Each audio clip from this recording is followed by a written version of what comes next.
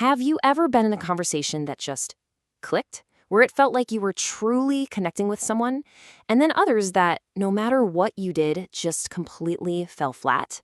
Well, today, we're diving into the art of that connection. It's not about having the perfect script, it's about something much deeper. So, first things first, let's get our main keyword straight. Elicit. The dictionary says it means to get a response from someone.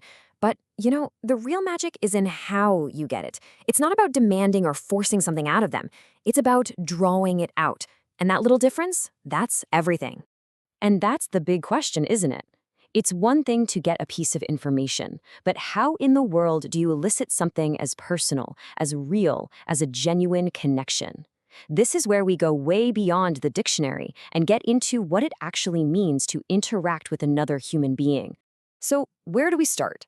Interestingly, the answer isn't some clever trick or a secret technique. It actually starts with something much, much simpler. It starts with the power of just being you. This is the absolute foundation, the authentic starting point. Okay, so what does that actually look like? Well, it all boils down to authenticity. People have this incredible built-in radar for when you're being fake. So the advice here is super straightforward. Just start with what's actually on your mind. It doesn't have to be some grand, world-changing topic. It just needs to be something that you are genuinely interested in. Because that real passion, that's what people actually connect with. But let's be honest, we've all been there, right? You're being your authentic self, you're putting it all out there, and crickets. The conversation just dies. So let's talk about that, about when those conversations don't connect. And a great way to think about it is this idea of the tango for two. You know the phrase. It really says it all. A connection, just like a dance, requires two people. You can't do it alone.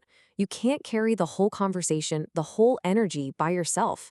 You just can't force a tango if your partner isn't on the dance floor with you. And this really breaks down the two ways that dance can just fall apart. On one side, you've got mutual effort, no spark. This is where you're both trying, you're both doing the steps, but for whatever reason, the chemistry just isn't there. But the other side, one-sided effort, that's a whole different feeling, isn't it? We've all felt that. It's that gut instinct where you just know the other person wouldn't mind one bit if the music just stopped right then and there. So what do you do with that feeling of disappointment when it doesn't work out? Well, first off, just let yourself feel it. It is totally okay to be sad when someone doesn't open up. That's just human. But the key thing to remember is that feeling, it's not permanent. It will fade. And what are you left with? You're left with a new experience, a bit of data you can use for the next conversation. It's not really a failure. It's just part of the process. Now, this brings us to a really fascinating idea.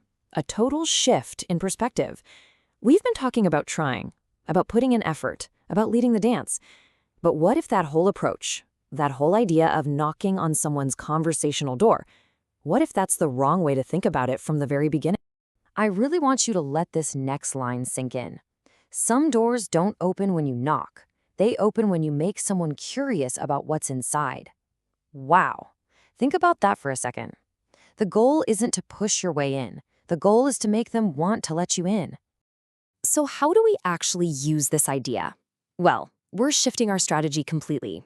We're going to stop knocking on doors, and instead, we're going to start unlocking them with curiosity.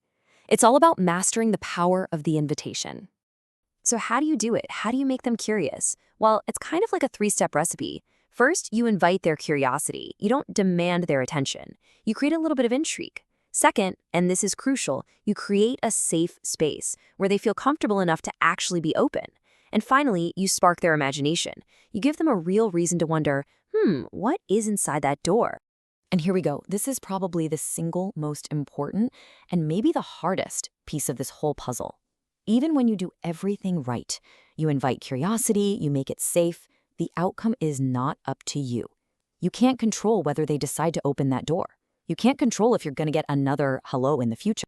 So let's wrap this all up. What are the big things to take away from this? Number one, connection is drawn out. It's elicited. It is never, ever forced. Number two, it always, always starts with your own authenticity. Be real. Number three, the big mind shift. Stop knocking and start inviting curiosity. And finally, and maybe this is the most freeing part of all, do your best to make that invitation and then just let go of what happens next. And so I'll leave you with this final thought to chew on. Instead of worrying about how you're going to connect with someone, maybe ask yourself a different question entirely.